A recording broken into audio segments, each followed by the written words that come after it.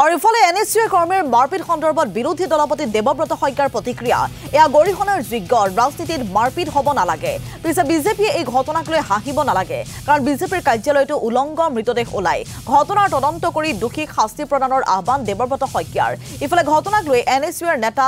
মহচিন খানৰ প্ৰতিক্ৰিয়া এই ঘটনাৰ সৈতে ৰাজীৱ ভৱনৰ কোনো সম্পৰ্ক নাই এয়া এনএসयूৰ লগত হোৱা ব্যক্তিগত আক্ৰোশে কংগ্ৰেছতকৈ বিজেপিতহে বেছিকৈ মাৰপিটৰ ঘটনা সংঘটিত হৈ আহিছে কিছুদিন পূৰ্বে বিজেপিৰ যুৱ মৰ্চাৰ সভাপতিকো আক্ৰমণ কৰা হৈছিল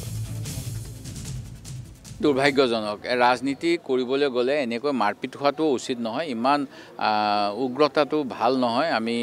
গৰিহণা দিছো কিন্তু ইয়াতকৈও বেছি দুৰ্ভাগ্যজনক কথাও হৈছে আপোনালোকে হেখিনিও চাব বিজেপিৰ অফিচত কেতিয়াবা উলংগ মৃতদেহ পোৱা যায় কেতিয়াবা কিবা কিবি হৈ যায় হেগতিকে আমাক যাতে কোনো সমালোচনা নকৰে মই এটোই অনুৰোধ কৰিম আপোনালোকৰ মাধ্যমেৰে আৰু এনেকুৱা ঘটনা হোৱা উচিত নহয় দুৰ্ভাগ্যজনক বুলি মই কৈছো আৰু যিসকলে এনেকুৱা বেয়া কাম কৰিছে তেওঁলোকে ভৱিষ্যতে কৰিব নালাগে আৰু আমাৰ যে সভাপতি তেখেতে নিশ্চিতি প্ৰদান কৰিব নিশ্চয় যাতে এনেকুৱা ধৰণৰ ঘটনা ভৱিষ্যতে নহয় যে দোষীক শাস্তি দিব লাগিব এটা তদন্ত হ'ব লাগিব তদন্ত নকৰাকে একো কথা কোৱা নাযায় তেওঁ কি জানি তেওঁৰ বন্ধুৱে মাৰিলে তেওঁ কি জানি তেওঁলোকে কি কথা এইবিলাকতো মই ক'ব নোৱাৰো মই কালি কোকৰাঝাৰত আছিলো কিন্তু তদন্ত কৰি দোষীক শাস্তি দিব লাগে হেতু নিশ্চিতভাৱে মই দাবী কৰিম আৰু আমাৰ কৰ্মীসকলকো কম যে তেওঁলোকে যাতে এনেকুৱা গাৰ জোৰেৰে কোনো কাম কোনেও কৰিব চেষ্টা নকৰে চাওক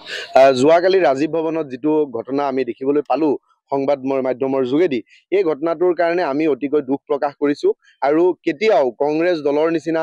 কংগ্ৰেছ দলৰ ছাত্ৰ সংগঠন এনএসयूৰ নিচিনা এটা সংগঠনত য'ত গণতান্ত্ৰিক প্ৰমূল্যবোধক আমি বিশ্বাস কৰা এটা সংগঠন য'ত যেটো একমাত্ৰ সংগঠন ভাৰতবৰ্ষৰ ভিতৰত য'ত এতিয়াও ইন্টাৰনেল ডেমক্ৰেসি মেইনটেইন কৰি পেলাই নিৰ্বাচন কৰা হয় সদস্যক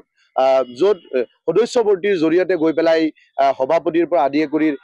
ৰাষ্ট্ৰীয় ৰাজ্যিক সদস্যসমূহ নিৰ্বাচন হয় তাত এনেকুৱা এটা অপ্ৰীতিকৰ পৰিবেশ মই আজি আপোনালোকৰ সংবাদ মাধ্যমত এই কথাখিনি কোৱাৰ আগতে আমাৰ দলৰ সভাপতি শ্ৰী ভূপেন কুমাৰ বৰা ডাঙৰীয়াৰ সৈতে কথা পাতিছিলো তেওঁ কৈছে আমাৰ হেৰি আছে কমিটি আছে আমাৰ যেটো ডিসিপ্লিনাৰী কমিটি আছে কথা পাতিব কি হৈছে তদন্ত হ'ব কিন্তু ডাঙৰ কথাটো হ'ল সংবাদ মাধ্যমত বা সামাজিক মাধ্যমত যিদৰে আহি আছে গুটেই কথাবোৰ তেনেকুৱা নহয় এটো কাৰণে তেনেকুৱা নহয় বুলি কৈছো কাৰণ তেওঁলোকৰ দুজন ব্যক্তিগত দুজন মানুহৰ মাজত কাজিয়া এই কাজিয়াটোৰ লগত সংগঠনৰ ৰাজীৱ ভৱনৰ কোনো ধৰণৰ সম্পৰ্ক নাই আৰু ইয়াত ইতিমধ্যে কি ব্যৱস্থা ল'ব লাগে দলে সেয়া সিদ্ধান্ত গ্ৰহণ কৰিছে সংবাদ মাধ্যমত আৰু সামাজিক মাধ্যমত এটা কথা জনাব বিচাৰো যেতিয়া যি দিনাখন দিলীপ শইকীয়া ডাঙৰীয়াই সভাপতি হৈ পেলাই অসমলৈ আহিছিলে পিছ দিনাখন মই এই সংবাদ মাধ্যমৰ জৰিয়তে আমি দেখিছিলো দিলীপ শইকীয়া ডাঙৰীয়াৰ উপস্থিতিত সেই সময়ত বিজেপি যুৱ মৰ্চাৰ সভাপতি গৰাকীক তেওঁলোকৰ সংগঠনৰ ব্যক্তিয়ে আক্ৰমণ কৰিছিলে আমি বাতৰি কাকতত দেখিছিলো কিন্তু সেই কথাবোৰ কিয় মানুহৰ জনমানুহৰ মাজত আহিব দিয়া নাই কাৰণ দুৰ্ভাগ্য